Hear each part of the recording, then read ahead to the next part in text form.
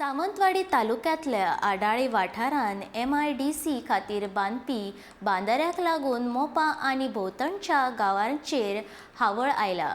या बांदाऱ्याक लागून मोपा, फकीरपाटा, तोरसे, तांबोसे, उगवे, खडशी, मोपा या गोंयच्या तशेंच गाळेल, डोंगरपाल, दिंगणे वाठारांतल्या शेतकारांचेर संकश्ट आयला।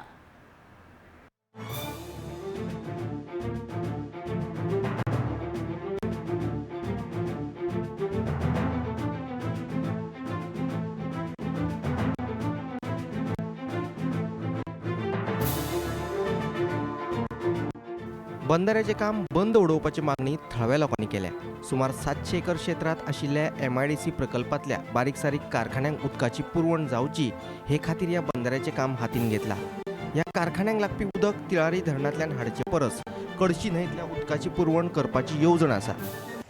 नमस्कार, मी विलास सोमा सावंत, राहणार डिंगणे आणि सध्या हा जो मोठा प्रसंग निर्माण झालेला आहे आडाळी MIDC मुळे आणि आडाळी MIDC मध्ये जो बेकायदेशीर बंधारा बांधला जातो आणि त्याच्यामुळे उद्भवलेले हे जे प्रसंग आहेत त्या प्रसंगासाठी आम्ही या ठिकाणी डिंगणे पंचक्रोशी आणि गोव्यातील तोरसे, मोपा, उगवे इत्यादी गाव आहेत त्यांचे आम्ही संयुक्त एक संघर्ष समिती स्थापन केली।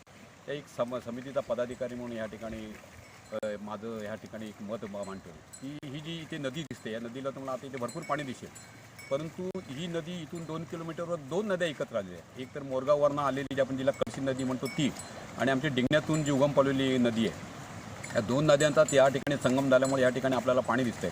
परंतु ही इथे जरी तुम्हाला नदी दिसत असली तरी जिचा या नदीचा ज्या ठिकाणी उगम झाला आहे इथे एक छोटा पडवे माधवगाव म्हणून गाव आहे। त्या पडवे माधवगावच्या डोंगरातून एक छोटा ओहळ आहे आणि इथे नदीचं रूप धारण केलं असतं तर तिथे तो ओहळत आहे। ज्या ठिकाणी MIDCचा बंधारा होतोय आडाळीमध्ये त्या ठिकाणी ते ओहळत आहे आणि त्या ठिकाणी पाण्याची क्षमता फार कमी आहे आणि ह्या नदीला त्या ठिकाणी बंधारा बांधून जे MIDCला पाणी वळवण्यात आलं तर फार मोठा अन्याय हा आमचा डिंगणे पंचक्रोशी, डिंगणे, डोंगरपाल, नेतडे गावावर होतोय।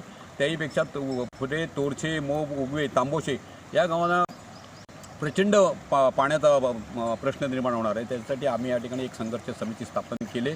2 दिवसापूर्वी या ठिकाणी चांगल्या प्रकारे मीटिंग झाली। 100-150 माणसं, ग्रामस्थ, शेतकरी त्या ठिकाणी उपस्थित होते आणि कडशी नदी बचाव हा आमचा आता एक नारा आहे आणि त्या दृष्टीने आमची सगळे चालू आहे। डिंगणे, डोंगरपाल, गाळेल, नेतर्डे आणि गोंयांतल्या फकीरपाटा, तोरसे, तामोसे, मोपा आणि उगवे हे गाव ह्या उदकाचेर निंबून आसात।